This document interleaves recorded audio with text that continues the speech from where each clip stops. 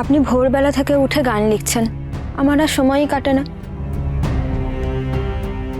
তাই মোক্ষদা গিন্নির সঙ্গে একটু গল্প করতে গেছিলাম। কেন, আপনার কিছু চাই? হ্যাঁ চাই তো। আমি এক্ষুনি যে গানটা লিখে সুর করলাম সেটা তোমায় শোনাতে চাই। এই গান লেখাটা বড় ভালো হয়েছে গো, তুমি শুনবে? ও মা, আপনার লেখা মায়ের গান আমি শুনবো না তাই কখনো হয়?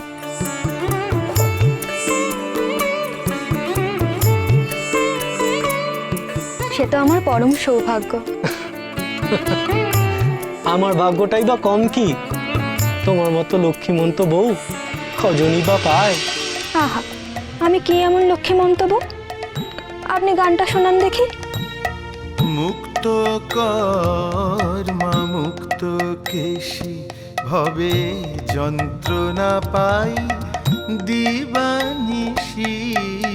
মুক্ত কর্মা মুক্ত কেশী ভবে যন্ত্রণা পাই দিবানিশি।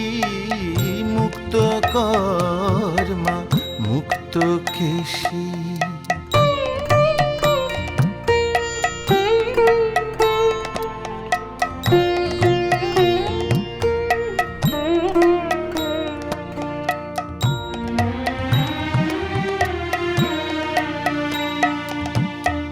কালের হাতে সঁপে দিয়ে মা ভুলেছ কি রাজমহিষী। কালের হাতে সঁপে দিয়ে মা ভুলেছ কি রাজমহিষী। তারা কতদিনে কাটবে আমার, কতদিনে কাটবে আমার এ দুরন্ত কালের ফাঁসি। মুক্ত কর্মা মুক্ত কেশী ভবে যন্ত্রণা পাই দিবানিশি। মুক্ত কর্মা মুক্ত কেশী।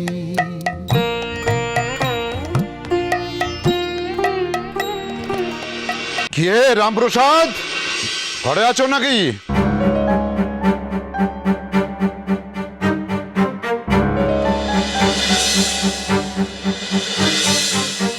এ কি শীতাংশু মশাই, আপনি?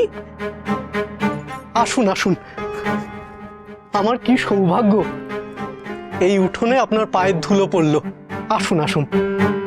তোমার সৌভাগ্যের কি হলো আমি জানি না, তবে আমার দুর্ভাগ্যে দিনে গিয়ে এলো রামপ্রসাদ।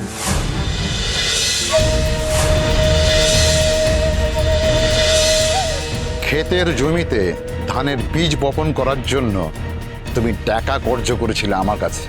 বীজ বপন করেছো আর ভালো ফসলও উঠেছে শুনেছি। এবার আমার পাওনাটা সুদ সমেত মিটিয়ে দাও দেখি।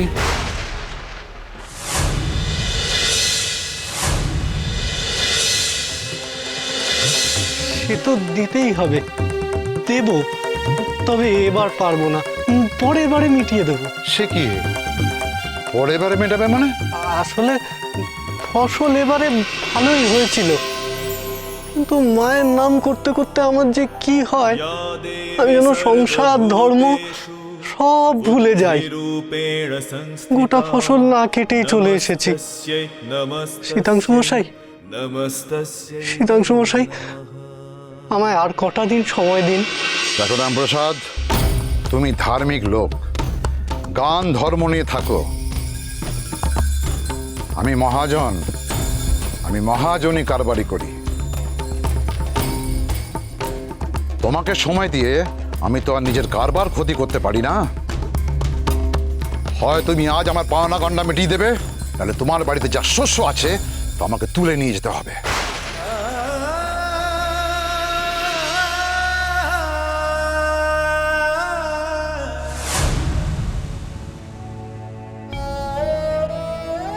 টাকা আমার কাছে নেই গো, থাকলে এক্ষুনি মিটিয়ে দিতাম।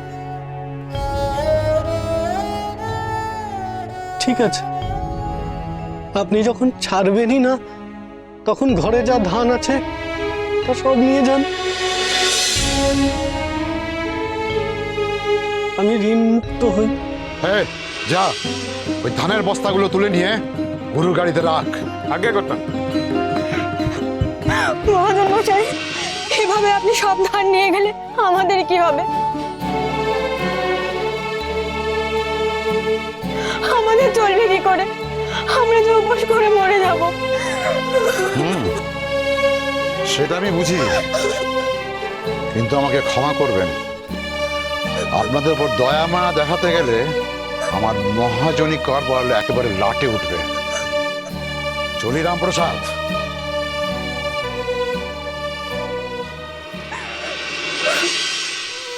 কেঁদো না গিন্নি, কেঁদো না। আমি তো আমার জন্য কাঁদছি না, বুক ফেটে কান্না আসছে আপনার জন্য। আমি মেয়ে মানুষ, জল খেয়েও দিন কাটিয়ে দিতে পারি, কিন্তু কাল থেকে আপনার পাতে আমি অন্ন তুলে দিতে পারবো না। কেঁদো না গিন্নি, কেঁদো না।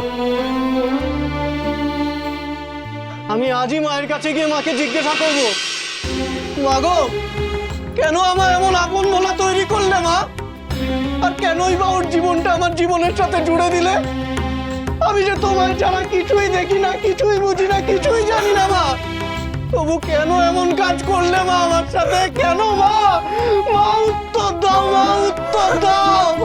আজ তোমায় উত্তর দিতেই হবে মা, আজ তোমায় উত্তর দিতেই হবে মা। শুনুন, এভাবে যাবেন না, শুনুন।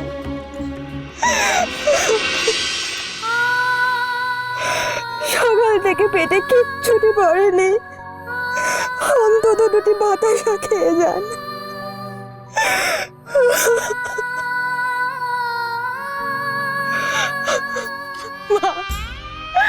মা গো, মা, আমায় মরে দাও মা। এই অভাবে সংসার আমি কিভাবে চালাবো মা? বলে দাও মা, বলে দাও মা, বলে দাও।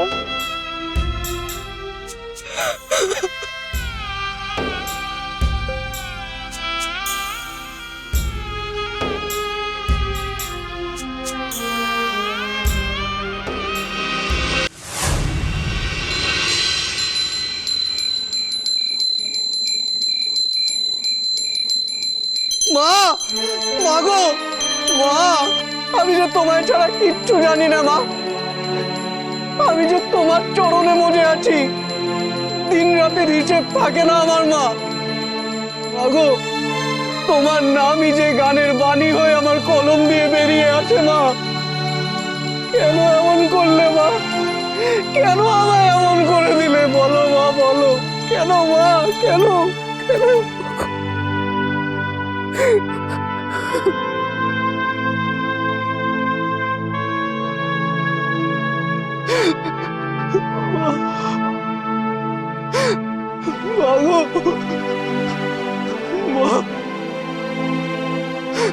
এই নাও গো রামপ্রসাদ, মায়ের প্রসাদ।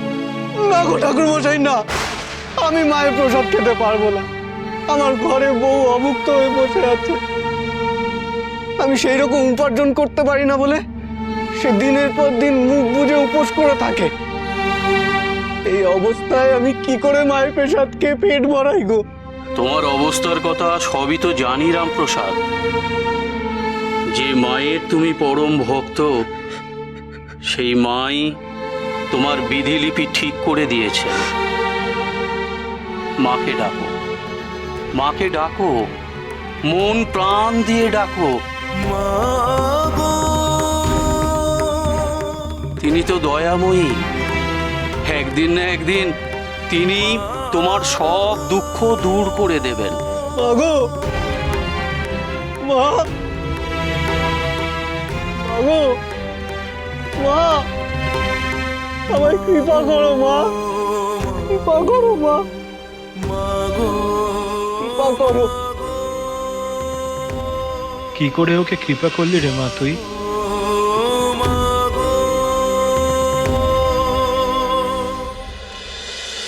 মহাপীর